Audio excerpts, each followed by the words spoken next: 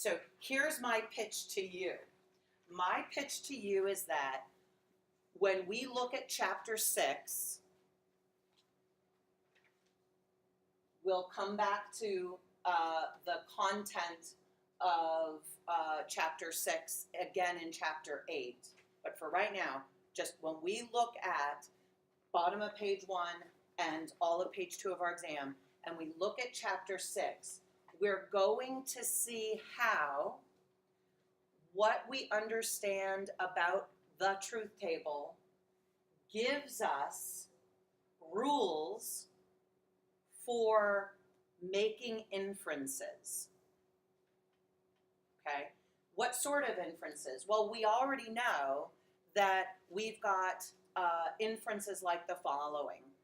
A is larger than B is larger than C, therefore, so inference, therefore A is larger than C. We know, though, that argument, A is larger than B is larger than C, therefore A is larger than C, not an argument that you can show is valid via the truth table. Why? No connectives, right? Okay, so let's take our definitions of each of our connectives, reiterate what possible truth values mean, so that when we look at chapter 6 in terms of the formal appearance of the rules and strategies, you'll have, at least I hope, a connection to make, okay? Does that sound like a plan? Then, just as a quick context heads up, chapter 7 introduces us to 2 more connectives, although they're not required for our version of the system to be complete, right? But we'll talk more about that later. So 2 more connectives, the truth definitions for each of those connectives. Then chapter 8 does the following, scoops up all of chapter 6, scoops up chapter 7, and says, let's introduce 2 more sets of rules, which involve the 2 connectives that we learn in chapter 7, right? And then we're done with the version of the deductive system known as natural deduction. It includes or is based on, I should say, the truth functionality of these first 3 connectives. Okay, so that's the big picture. I hope as we go forward and I hearken back to it, you go, oh, yeah, I remember this. Okay? All right, so remember, any trouble that you had, or even if you didn't have trouble on the exam but you want to retest it just to keep it fresh, you can do that pretty much anytime you're ready, right? Do take advantage of the practice exams, right? Practice exams are on Canvas. You don't even have to print them out. You just open them up and look at them so that you know what you're being asked to do, right? And you're given also keys that will show you how the exam is worked. Okay, so question for you. What are the conditions under which a conjunction is true? Right, can you scream that out? When both conjuncts are true. Thank you, James. Okay, so a conjunction is true when and only when each of the conjuncts is true, right? So we saw this, P conjunction Q, whatever the sentence P is, whatever the sentence Q is, doesn't matter, right? P could be true, P could be false. Q could be true, Q could be false. Remember, we're talking about not the content of the sentences, but their possible values. And as James points out, the conjunction is true when and only when each of the conjuncts is true. Right? Okay, so first inference. You said just a moment ago that when P is true, I'll explain the dots in a moment. When P is true, is true, what can we infer? And I say can because we don't have to do the following, but we're allowed to do the following. Yes, good. In other words, we might do something else with these elements, but what do we know that we can do? We can introduce a conjunction, right? If we have somewhere in an argument the sentence P, and remember, when we have an argument that we're told is valid or we know is valid, so let's say we've established validity already, we say, okay, that means that assuming our premises, sorry, that's repetitive, really. Premise is just our assumptions, right? So given these truths, the conclusion must also be true. Are these in fact true? Nah, doesn't matter, right? But if P is true, Q is true, it follows that P and Q are true. Now let's go back the other direction. If P and Q are true, what must P be? What must Q be? Good. So if I have both, it follows I have P, or I can equally infer Q. What do you think? Now, here's the important part in terms of the knowing what to do, right? So you know the why. The what is the following. I infer a conjunction, or I introduce a conjunction under these circumstances. I infer one side of my conjunction under this circumstance. So this is known as, and I'll lay out the formal appearance of the rules later, but let's keep building based on what we know. This is known as conjunction introduction. And this is known as conjunction elimination. We're going to cite these as we use them in an inference, in a derivation. In other words, these are our first, back out of that. I'm introducing these as the first, but these are our first set of intro and elim rules. James, what are you thinking? Is there a general form of the intro elimination? Yes. So if you have a logical equivalent to an and, like a not or, you could then, given the two premises in a not or statement, you can then derive that each element is true. So my answer may be more than what you're looking for, but I want to treat it thoroughly. But first, let me make sure I've got what you're saying. So I think James is saying, hey, if I have this sentence, neither P nor Q, right? Can I infer not P conjunction not Q, and then infer, for example, not Q, right? So in other words, from this I get this, from this I get this. The short answer is yes. The longer answer is the following. From neither P nor Q to both P and Q are not, right?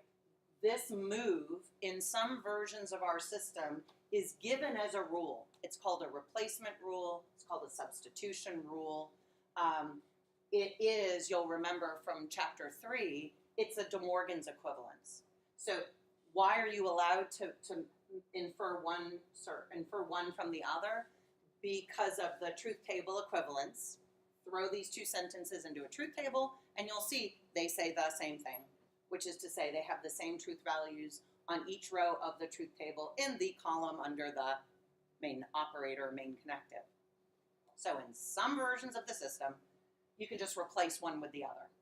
In fact, in some versions of the system, in other words, you just go, because it's a replacement, you go back and forth, okay? There will be times in exercises in chapter 6 when our authors will say, you may use tot con, which is to say the justificatory citation in Fitch is not a rule intro elim, but is TOTCon. It's just saying, hey, this is a valid inference because these two sentences are truth table equivalent.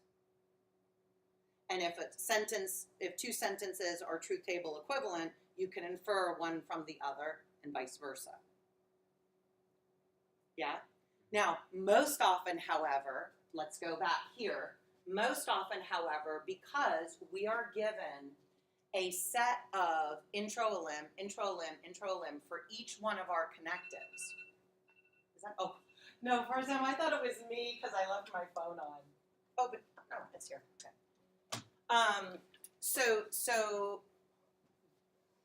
Okay. So for each of our connectives, negation, conjunction, disjunction, we are given a set of rules.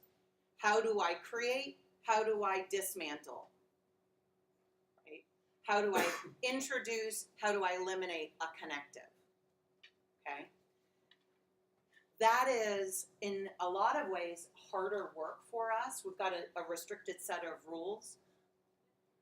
But in some ways it's easier because we have fewer rules to enlist. There are fewer rules to remember. Right? In other versions of the system where you can make these moves back and forth, back and forth, back and forth, you've got typically a total of like 18 rules. We won't have that many. Right? Okay, so what we're allowed to do, so we can get from here to here in a couple of different ways. Either the long way, which involves using intro and elim rules, or the short way, which is TOTCon. But then once you're here with the conjunction, yeah, you can pull this off. The fact that you've got a not Q is not relevant to the fact that you're dismantling the conjunction. So whatever's on the left side, whatever's on the right side, is not relevant to the fact that the main connective is the conjunction. Okay, long explanation, but I hope that some of it will resonate as we go forward. Okay, so far so good? How about the next one? What do we know about the disjunction? I'm saving negation for last. What do we know about the disjunction? The disjunction is true in how many ways? 3, right? P could be Q. P could be Q. P could be true. Q could also be true. P could be false, but then Q's got to be true. Q could be true. Or sorry, Q could be false, but then P's got to be true, right? So we know that there are 3 ways for this guy to come out true, right? At least one is true. So we could say P is true or false. Q could be true or true. Q could be false. And then P would have to be true. Now, what is it then that we can say when we have some sentence P? If P is true, it follows that. John, say again. Yes. Therefore, P or Q is true. So, disjunction intro. Now you might say, oh my gosh, I'm pulling Q out of thin air. I feel like that's cheating. Well, it's not, right? It's not because from the definition of the disjunction, you know that, right? If John is wearing a gray hoodie, John or someone else is. That sentence is true. The trickier part comes when we're given the disjunction as true. Okay, so let's talk about how that works. And you know what I should do here, just because I feel like this might not be as clear as should be.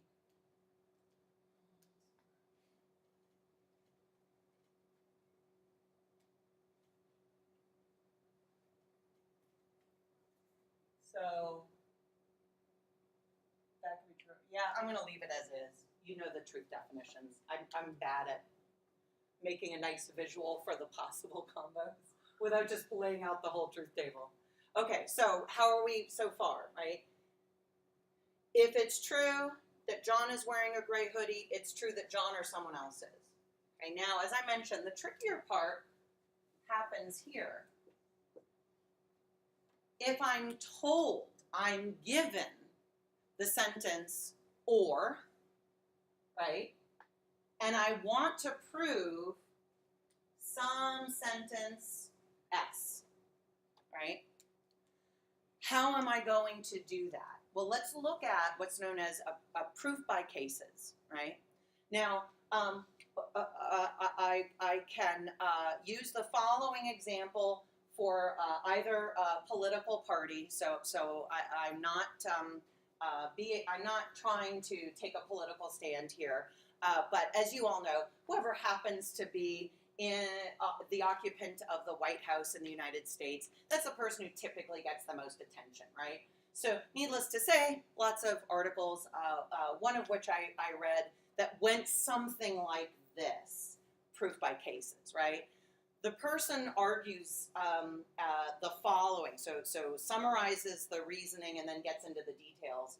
Look, Trump is either completely malicious, just either a horrible human being, or he's just an ignoramus. He's just dumb.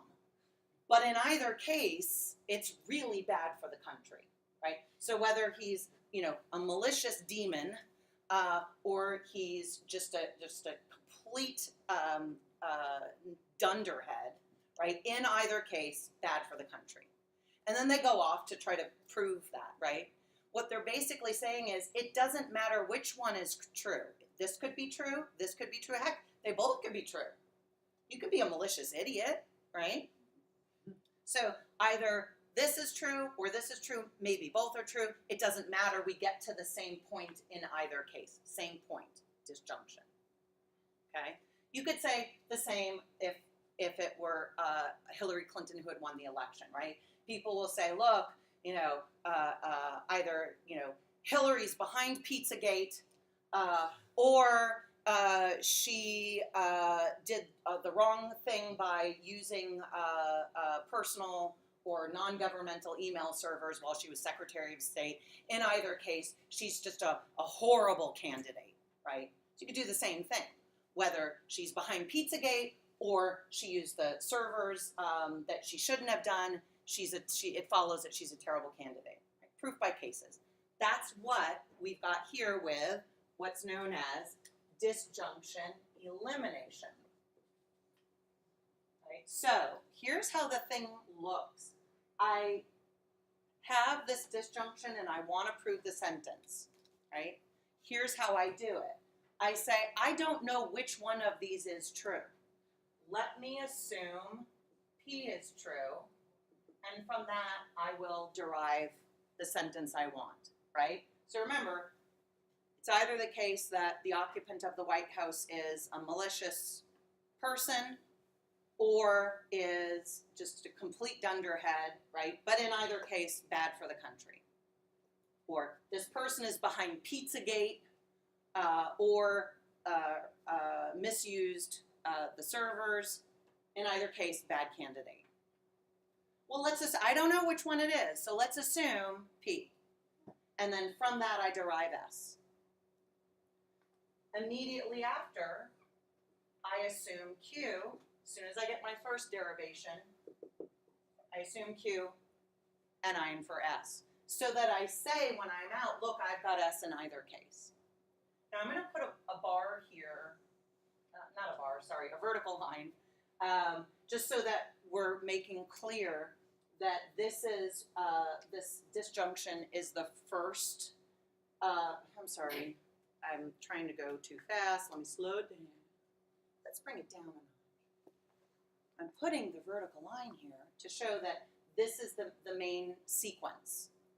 Then we make our assumptive inferences. I'm going to talk a bit about how these look in a little bit, but as I talk through it, does it make sense to say that we've got a sentence and then we make a further assumption and we derive what we want from it?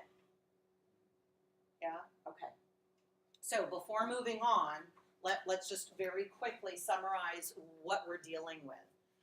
So notice that each connective has two rules.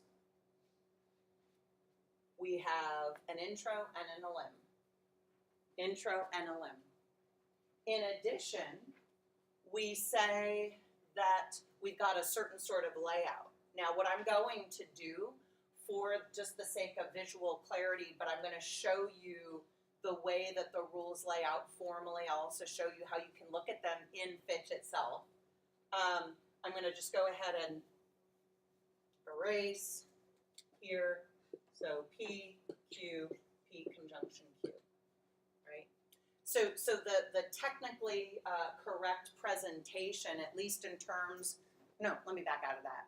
The technically correct presentation is also visually a little bit of a clutter, which is why I introduced the animals this way. Okay? The second idea, so we've got intro, elim for each of our connectives. Second idea that I want to introduce is the notion of what's called a subproof or an assumptive proof. You know and I know that every argument is one in which the premises are at least claimed to guarantee the conclusion. In other words, when we mount an argument of the deductive variety, we intend to mount a valid argument, right? Nobody wants to mount an invalid argument, because the whole point is to prove a claim is true. Now, we want not just a valid argument, we also want a sound argument. A sound argument is valid, and the premises are in fact true. But we can't determine soundness from a truth table. Remember, we've got possible truth values. This sentence could be true, could be false. I'm not making a claim about which one it is. What I can do, however, is base my rules on knowing what's required. What are the conditions under which this sentence is true? What are the conditions under which this sentence is true? One condition, both are true, both of the conjuncts are true, as James pointed out. What are the conditions? Some combination of at least one of the disjuncts is true. Right? So I can at least move forward this way. I say, I've got a set of premises. Those premises either truth functionally do or do not guarantee the conclusion. For those arguments whose premises do guarantee the conclusion, we say that the inference is a tautological consequence. But now these rules are letting us say more than that. I can justify each step in a longer sequence, a derivation. I can justify each step by means of one or more iterations of a rule. Okay, and we'll see how that plays out in a little bit. Now, every single premise is a gimme, right? It's a, hey, let's assume that. When we're working with subproofs, this is what we do. We say, okay, I've got these assumptions. Let me further assume. That's what a subproof is. Okay, we'll talk strategy in a little bit, but so far, the focus here, just as a reminder, is on what the truth conditions tell us about how we can draw inferences. Okay? All right, so now let's take a look at our negation. What do we know about the negation?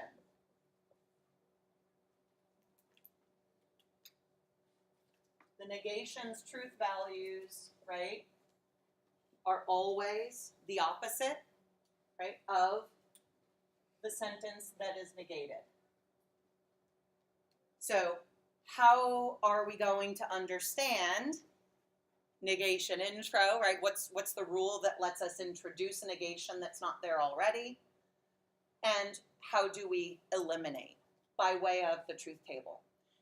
Now, even though negation intro, also known as indirect proof, Informally, it's a reductio ad absurdum, which is just to say a reduction to an absurdity, and an absurdity in logic is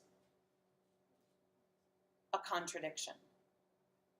Okay, so hold on to that.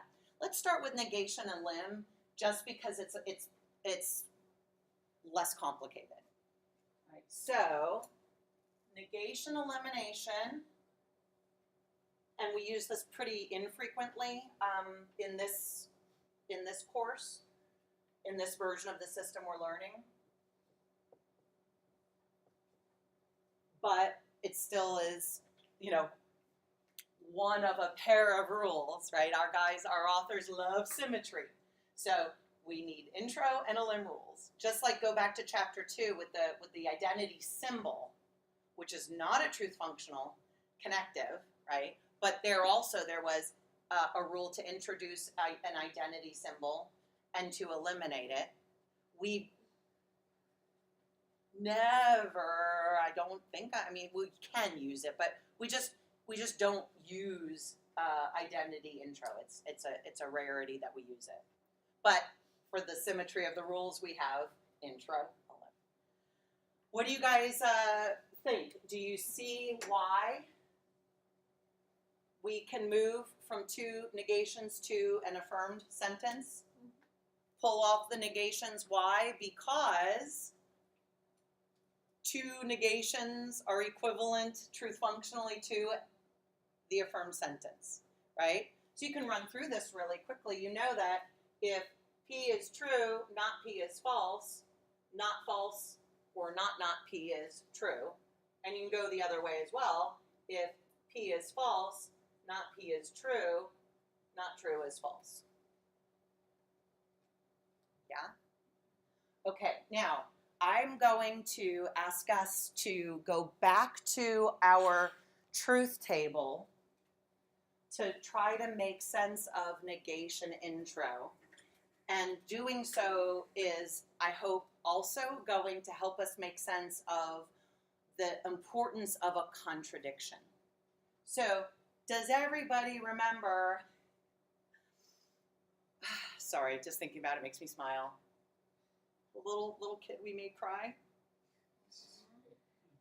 Oh, Sveti, why are you, what's the aw? Because I have a little sister and I do that to her all the time. Oh, so you're not saying aw like poor little kid, you're like, aw, I haven't been doing this long enough. I need to start doing this. I've missed out on years of torturing my little sister. Okay, so here's a reminder of how you can do it.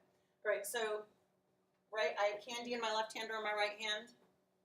It's not in my left hand, so it's in my right hand. Right? What do we know? We know that the disjunction is true in 3 of 4 ways. Right? Do we need to set up our reference columns? We can if we want. Remember, we've got 2 atomic sentences. P could be true, Q could be true. P could be true, Q could be false. P could be false, Q could be true. And then lastly, each could be false. There are no other possible combinations of truth values. Right? So, again, if you're like me, this is just a muddle. But remember, we're thinking about ways in which each of these sentences can be true, ways in which each of these sentences can be false in relation to each other. Okay? So, the definition of the disjunction we get, take the same definition, now we negate true, negate false, negate false. And then, is there a connective on Q? No. Nope. So what do you do in that case? Repeat the reference column values. Okay. Is there a row on which the premises are true while the conclusion is false? How about row number 2? Conclusion is false. What about the premises? One is true, but the other is false, as Hannah points out. How about row number 4? Right. Conclusion is false, but that's okay because the first premise is false. Which instance of this truth table did I employ, unbeknownst to the little kid I made cry? Which row? I have candy in my left hand or my right hand. That turned out to be? Yeah? Oh, are you talking about the one that he assumed, or the one that you? Oh, okay. He assumed it was true. It was actually false, and then the conclusion was false. Right. Yeah. So which row did I employ? Right. So think about this. This is what I'm trying to get after by pushing on which row I employed. I'm trying to get after the following. If you're having trouble understanding having resonation, that's just not even a word. If resonance is not occurring, does not occur, if it's the case that when you're looking at all these combinations of truth values, you're just like, what are we doing, right? Here's what I'm hoping you'll understand. It was a Thursday when I said to the child, right? So Monday, Tuesday, Wednesday, Thursday. It was Thursday when I said to the child, hey, Svetty's little sister, I have candy in hand 1 or hand 2. It's not in hand 1. So, come on, Svetty's little sister. What's Svetty's little sister's name? Victoria, what do you think? Now Victoria's going kind of batshit crazy, right? Yeah. Just super excited. Yeah. And then I go, ha ha ha ha ha ha. And then Victoria does what? She's just gonna be like, are you kidding me? So she'll be mad, she'll be pissed at me, and she'll call me a lot of names, but technically she's gonna think I'm a liar, right? Because I presented as true this scenario, which is I have candy in hand 1 or hand 2. So row number 4 was Thursday. Okay? All right, now, James made this really good point. He said, yeah, but, Mia, you set up this. You assumed, you had Victoria assume which row? Okay, now, hold tight. We're getting close to this, I promise. You ready? This is so exciting. Okay, wait a minute. No, wait, hold on. Okay, all right, here we go. Let's pretend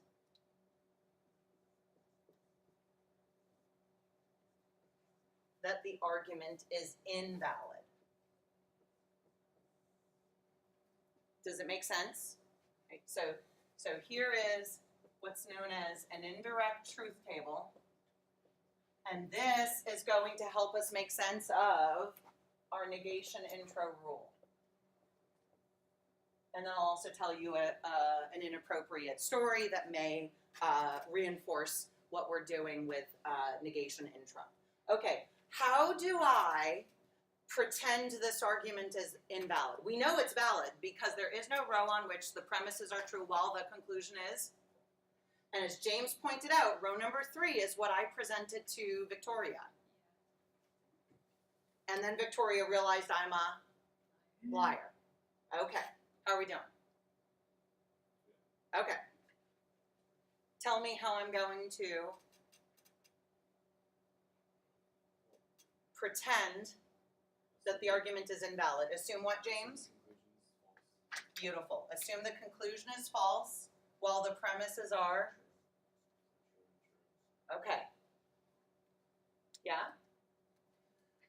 There are a couple of ways we can proceed. We can say, okay, well, if Q is false, I'll plug it in here. Right? Now, in order to preserve the truth of this disjunction, when I've said that Q is false, what must P be? True. True. But holy crapola, have I not just generated a truth functional contradiction? Okay, now how many people look at this and go, oh my gosh, that's awesome, I love it? Probably very few. Probably most everybody's saying, why, Mia, are you putting me through this? This is horrible. I hate this. I hate logic. I hate you. I'm leaving. but I don't want to just get up and go because now everybody will know because Mia just said that this is happening. Sorry, Hannah, what are you thinking? In like for the black truth values, for the not P, are we assuming that it's true? Well, we can work the other way. If I understand what you're saying correctly, Yeah. we can do this instead. Once again, assume true, assume not P is true, assume Q is false, right? Now, instead of working from Q, what if we work from the not P? If not P is true, what must P be? False. Okay, so I'm going to put that under here, under P, in the P or Q sentence. If P or Q is true, and we've just said P is false, what must Q be? True. Oh no, Q cannot be true and false at the same time. Siobhan, what are you thinking? So what are we doing here? Are we just making sure that the truth table makes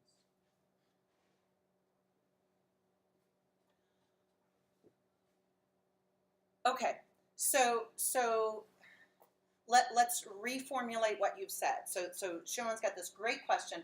What are we doing here? Are we making sure the truth table makes sense? I'm going to take out make sense, and I'm going to propose instead the following. We are demonstrating by our truth definitions the validity of the argument. Now, thank you so much. It's almost like we did this in advance. We prepped this.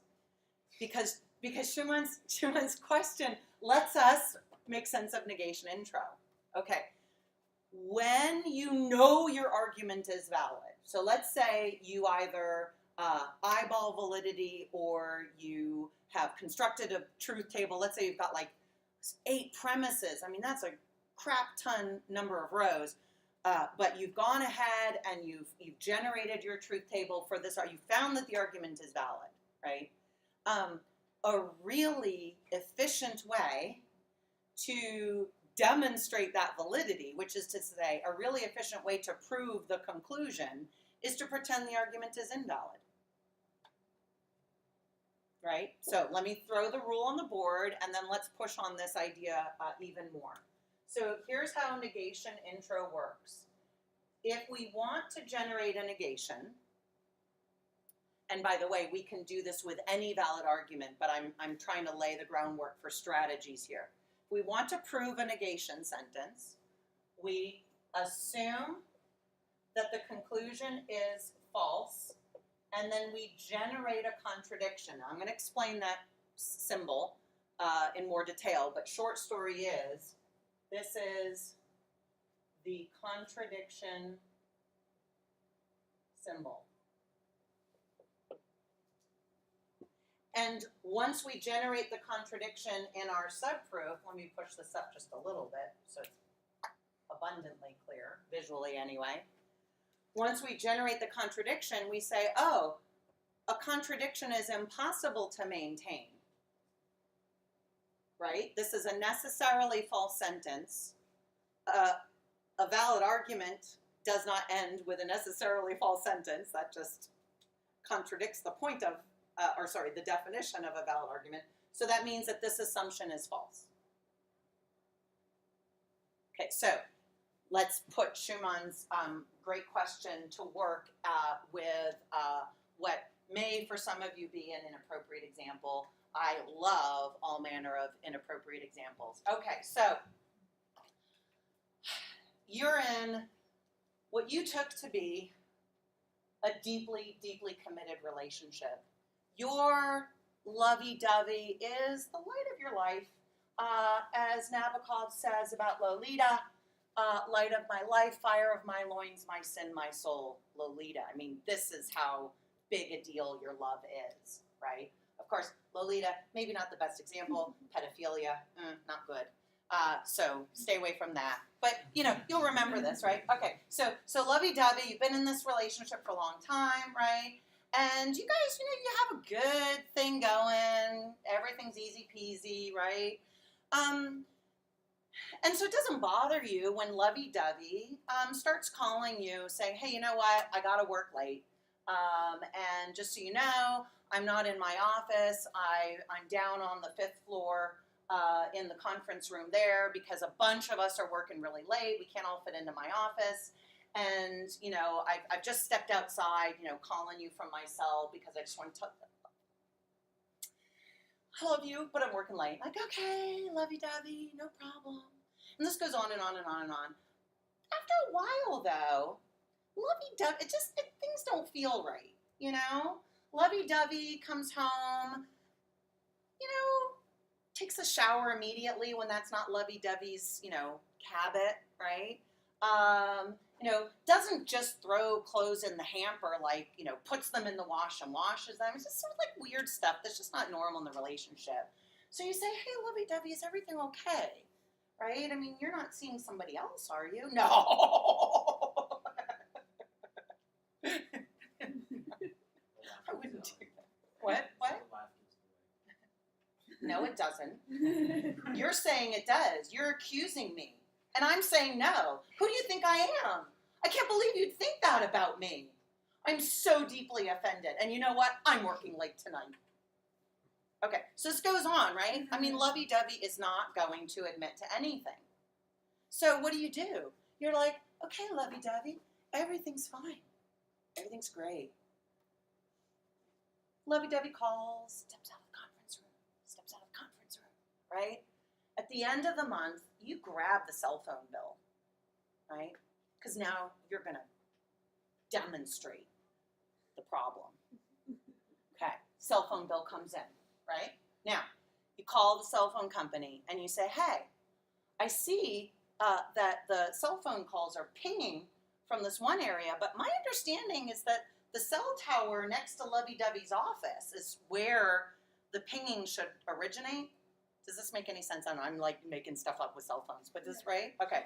So it does? It works? Yeah. Okay. So the office building where Lovey-Dovey works is right next to the cell tower. So when you call from the conference, right? But the pinging is coming from a tower situated on the roof of the Easy Peasy Sleazy Hotel 25 miles away. I know. We thought it was easy peasy. We didn't know that it was easy peasy sleazy and a hotel. So what do? You say, hey, Lovey-Dovey, I assumed that you were where you said you were. I assumed that you and I were in a committed relationship. I mean, hey, some people are polyamorous, but that's not my thing, and that's not what we had agreed to. But here, look, you said you were at the conference, in the conference room, but you couldn't be in the conference room and at the Easy Peasy Sleazy Hotel at the same time. You can't both be and not be in the conference room at the same time. Fair enough? So you were lying. Right? So what good is negation intro? It's a great strategy for, well, not just proving people are lying.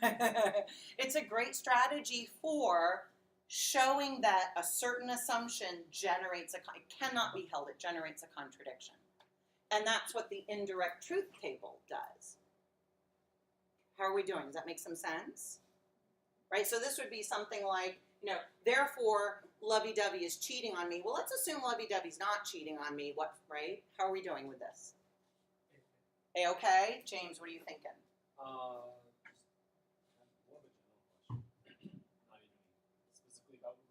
About relationships? Okay, good. Go ahead.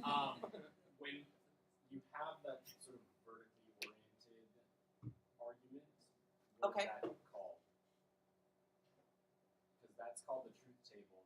Oh, I'm sorry. Okay, so thank you. So James is saying, okay, when we move from the layout of a truth table, which all a truth table does is demonstrate, in terms of arguments, demonstrate that an argument is or isn't valid. A truth table demonstrates that a sentence does or does not follow truth functionally from another or others. The vertical inference making involves saying, I've got these rules, which are truth functional rules, and these rules will get me where I want to go in a proof. Right? Does that make some sense? So far, so good? Okay, so what we're doing is not taking the truth table and putting it on the vertical, because the truth table doesn't show you, the truth table does not show you how these sentences, the first two, yield the third. Just that it is. These, the employment of rules as you're going through a proof will demonstrate how. I mean, it's very tedious, painstaking work. Think about what we're doing as offering an accounting in great detail of how you get from this set of premises, or in some cases, if you're dealing with a tautology, no premises at all, right? How you get from a premise or multiple premises or no premises at all to a conclusion. Yeah? Okay. So we've got now our rules. Let me offer you, can I erase these guys? Yeah. All right, so before we take a look at this in action in Fitch, and I first want to show you the rules, let me offer you the rules for this particular animal, the contradiction symbol. But first, let me explain the contradiction symbol. So as I mentioned, this is the symbol for a contradiction. And in terms of negation intro and contradiction intro and contradiction elim, there is a truth functional version, and then there's a non-truth functional version. So this will become clearer as we go forward, but I at least want to lay it out now. Contradictions are either going to be truth functional or more broadly, logical contradiction. So let me give you an example. In some versions of the system that we're learning, we assert a contradiction not by using the symbol, but by saying, for example, P and not P. This is a self-contradictory statement. This is a sentence that can never be true, right? So let's say you have somewhere in your proof, right? So here you are in your proof, blah, blah, blah. You have the sentence P, blah, blah, blah. You get the sentence not P, or vice versa. It really doesn't matter. You can then assert the contradiction, right? So you're making, sorry. Yeah, thank you, P and not P. What you're doing is you're saying, my premises yielded a contradiction. A contradiction is a logical absurdity. You can't have it both ways, right? You can't say that you're at the conference, in the conference room, and not in the conference room at the same time, right? Both statements can't be true at the same time. So that means something above in your proof is problematic, which is why you get the out on that assumptive step, or sorry, on that assumptive proof. James, what are you thinking? What is the syntax of the sort of introduction of the contradictory symbol? Like in that sort of proof form, how would it be introduced and how would the argument then follow around that? So this is what you're doing. The moment that you've generated the elements, the two elements for the contradiction, you assert it. And you say, I'm making clear there's a contradiction. The contradiction comes from lines 3 and 7, whatever they happen to be, right? Now, a logical contradiction would be, so it's broader, right? We could say something like this, small a, and then somewhere else in our proof we say large a, right? Not a truth functional contradiction, correct? Right? So we introduce the contradiction symbol, but then we'll justify it by anacon. This is an analytical consequence. And that's just a feature of Fitch for us, right? We could say, how about something like this? We could say, you know, A is identical to B, somewhere else, you know, A is not identical to B. Contradiction. Again, not a truth functional contradiction, yeah? Okay, what do we think? So far, so good? James, what are you thinking? Just to reiterate the syntax Yes. the introduction of it, would you then, in sort of your order of operations, once the two elements that contradict each other exist, you then sort of call the contradiction symbol forward Yes. in order, Yes. and then would you then reference the lines below it, or like how would when I said syntax, I meant how is it applied? Oh, okay. Let me show you in Fitch because that's what we'll be working in. But forgive me, I just realized as you were talking that I failed to provide to you the truth functional intro elim for the contradiction. Now, what I'm going to do for the sake of us not feeling too overloaded is I'll go ahead and assert the rules, and then let's look at the formal visual as well as how these play out in Fitch. But we are going to need to talk a bit about the elim rule for the contradiction symbol, because most people feel like that's a cheating moment. So contradiction intro, for the truth functional variety, as you probably imagine, goes like this. When you have P, not P, it follows, therefore you have a contradiction. And then the elim, so contradiction elim, goes like this. Once you've generated a contradiction, you can say anything you want. Another way to talk about the contradiction elim rule is this. From a contradiction, anything follows. That's the part that oftentimes makes us feel like we're cheating, and I owe you some discussion of that. But I think for our purposes right now, it'll make more sense to have us see how these rules lay out and play out in Fitch. Okay. This in Fitch because like right now, like I can see it, but I don't really. You're talking about which one? Yeah, okay. So, first off, I'm going to, I'm going to assume, and I'm going to hope that you guys go, yeah, I know this stuff, I remember this stuff. All right. So, suppose I want to prove the conclusion of the candy argument. Okay? Here's what I'm going to do. I'm going to do the following. I have candy in my left hand or my right hand. Don't forget that I'm so bad at talking and doing the same thing. Don't forget that you can add a step after by hitting either Command or Control R, right? Does everybody see the left vertical line? And then the teeny tiny little Fitch bar at the bottom is what tells you that you've now got the end of your premises and you're ready for your derivation, yeah? Okay.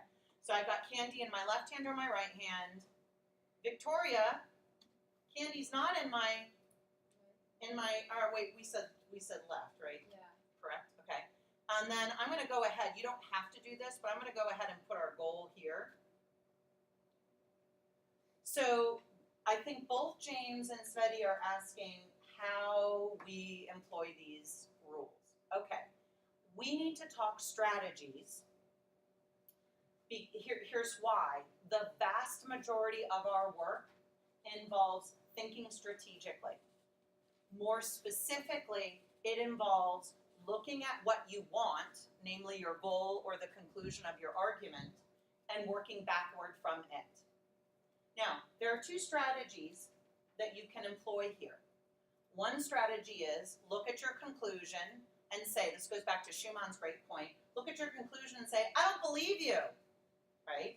So you would, in this case, I did Control P, which is assume, make another assumption. Do you see the indent?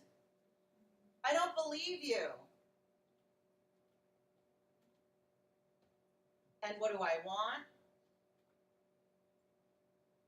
Take a look at our negation intro.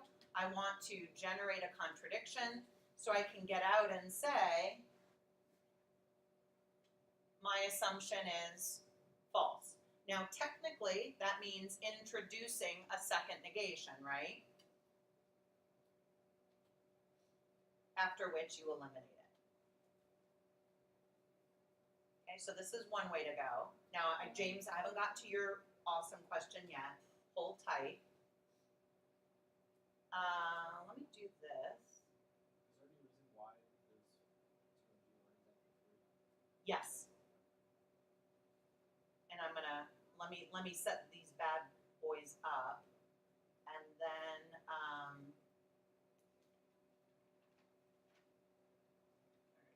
hope I'm going here. I hope this will be a faster way to go.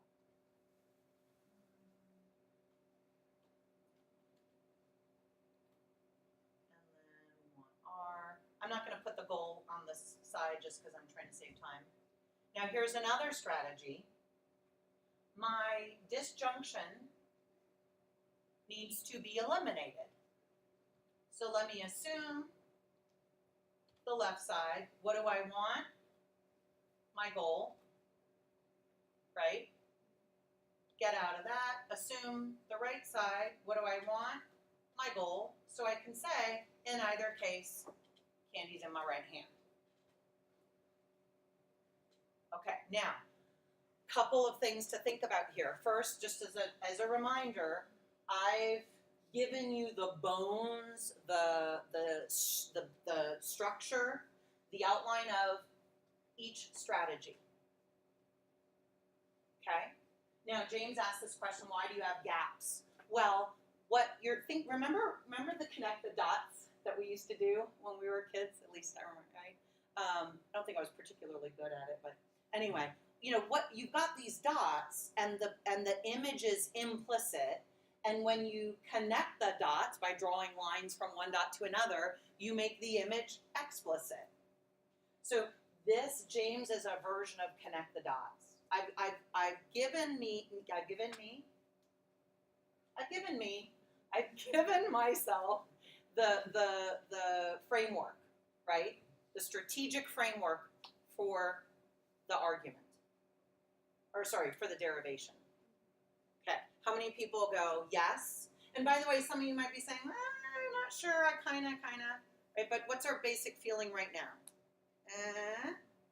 How many people are feeling thumbs up? Don't be shy. The reason why I'd like you to let me know if you're feeling good, so you can give me a thumbs up, is I really want you to share what you're thinking, because remember, a lot of times, what you're thinking may be articulated in a way that I don't articulate and that works for your classmates. Also, if you're feeling a little hesitant, now's the time to talk about it. I mean, obviously we can talk other times, but you know, the way you're articulating your confusion might help you to understand and might help your classmates. Okay, so here's how this will lay out. Now what I'm about to do, I'm doing as if we already have been working on this stuff for weeks, okay? I'm gonna go back into this animal. What do I know about lines 2 and 3 in relation to 1? What do you think, James? Right. So look at the left side of line 1 and look at line 2. Right side of line 1 and line 3. James says we've got, I'm gonna change your language just a little bit. James says we've got 2 implicit contradictions. Well, let's make them explicit. If I assume I have L, then that means that I have a contradiction. 2, 4, are you ready for the rule? What do you think it's going to be? Contradiction intro. Now, I'm going to hover over this bad boy. Where's our hoops? So normally what happens, unless because I'm using the old version of Fitch, maybe the following is not available on the old version of Fitch. When you hover over a rule, a pop-up window appears that shows you the rule form. So I owe you that rule form. Remember, I promised you, and I'll show you as soon as we're done with this. So take a look at 2 and 4 and 5. 5 follows from 2 and 4, and the rule, as Hannah said, is contradiction intro. Now let me assume that R is the case. And forgive me for just a second here. Oh no, I want to do, no. Forgive me for just a second. Okay. So now I'm assuming that R is the case. What follows? What did James say about lines 1 and 3? Or, I'm sorry, yeah. 1 and 3? The contradiction is implicit, right? Okay, so do me a favor, look at line 1, L or R, not R. Right, so now I've assumed that R is the case, right? I've assumed the right side of the disjunction. Remember, the disjunction is true in 3 possible ways. I don't know which way the disjunction is true, so I assume the left side, then I assume the right side. Okay, so tell me what to put in line 7. And I'm going to highlight lines 3 and 6. There would be Another contradiction, yeah? But the question, as far as how this is all working, Yes. when you have another assumption within an assumption within an assumption, Yeah, that nested has subproofs. nothing to do with the original proof, meaning lines 1 and 2 have no specific weight on what you would conclude in 6 and 7. So that's not, if I understand you correctly, that's not true, but I'm sorry, continue So, on. because you would assume R, and you've already assumed not L, so then you could then just assert R again. If you were simply going by 1 and 2. Oh, okay, But right. now that we're having nested assumptions, it's a completely different story. So in some versions of the system we're learning, lines 1 and 2 would yield R, and then you'd be done, and it's called disjunctive syllogism. But rather than being given this rule, we prove it. Boom, which is more robust. That's my contention. Okay. All right. So now, haven't we just proven? Are you guys ready? Check this out. I'm clicking lines 1.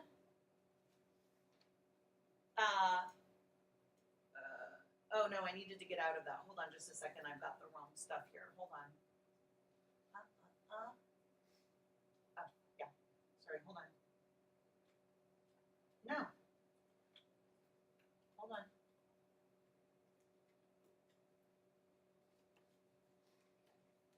Get out of that subproof. Oh dear. Guys, forgive me. I wasn't paying proper attention to my lines, so hold on just a second. I see now why you were talking about a nested subproof. Yeah, we haven't got into those yet. So let me fix this up.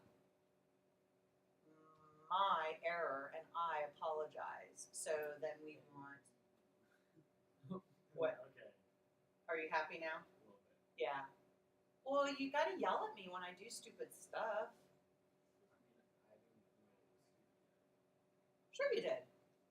You had a doubt, right? It was sort of scratching it, or was itching you? It was itching me, but Yeah, I so assumed that it was because I was ignorant to how you could nest 4 proofs. okay, what's the well you can do it, I but know, you always have well, to pay no, them back. Exactly. Yeah. So I was ignorant to how that would properly follow. So what's the rule if you think something's hinky? What's our rule in this class? Yell, say, hey, something looks weird. Why? Because 9 times out of 10, Mia's done something dumb. And by dumb, I mean I haven't paid attention to what I'm looking at, right? All right, now, and I'm going to pick on Jonas and Zell and Armando. Can you see how I had to fix up? Right, so what I did accidentally was this. So this is the structure that we were in, right? But what I did accidentally was this. I had P and then I further nested Q. I didn't mean to do that. I just hadn't got out of the subproof like I was supposed to. Now, here's one of the cool things about Fitch, and not that I'm glad that I screwed up, but it gives me an opportunity to say the following. Fitch will tell you when you try to get out and complete the proof, it'll be like, what are you doing? You haven't done this right. So you'll at least get that alert. So when I don't pay attention to what I'm doing, it's nice for, I think, for Fitch to tell me. Okay, so we said that we got out of this guy. So sorry, now let's pick up where we left off. L or R, L yields a contradiction, R yields a contradiction. So in either case, I have a contradiction. Do me a huge favor if you would. As long as you can see the pink highlights, okay. Look at the pink highlights, look at disjunction elimination.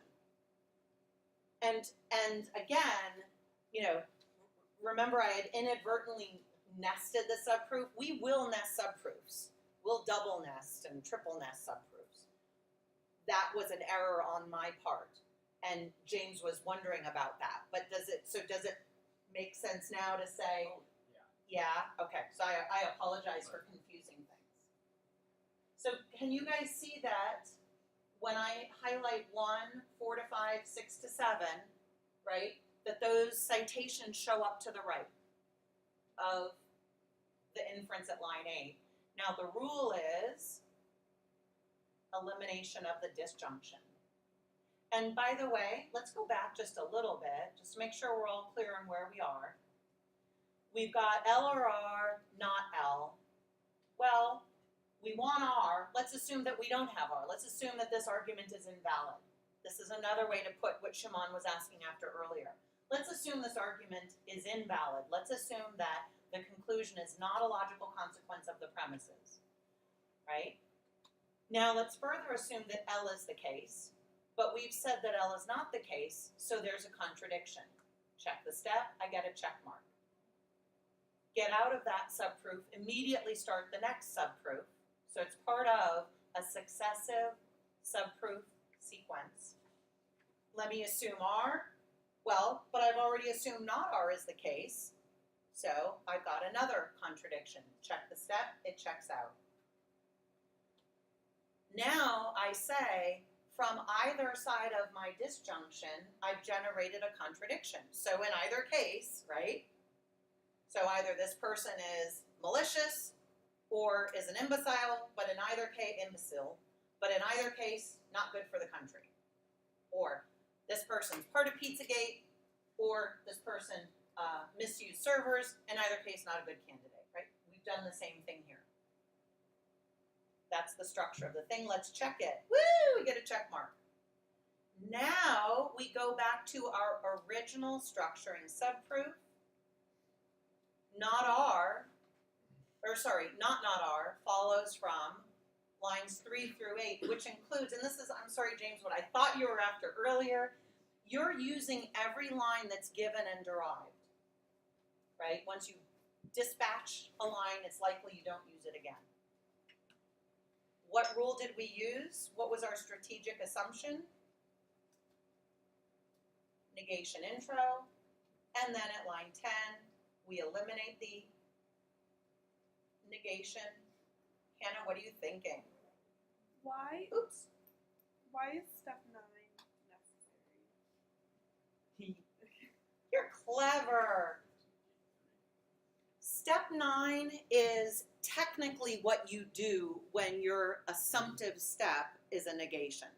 You introduce a negation that makes 2. Oh, so that we have to negate our assumptions. Well, technically that's what you do. You're going to find that Fitch won't make you do that. Fitch is going to say to you, You can just go straight to R. exactly. Okay. Which I find a little bit annoying because as persnickety as, you know, they're sticklers for each move, each step, that they're not sticklers for that. Okay, now, I know we're at time. I promise you, this is exactly where we'll pick up, or at least I promise that I plan. This is exactly where we'll pick up on Thursday so that we can review what we already know. We can see how the other strategy plays out.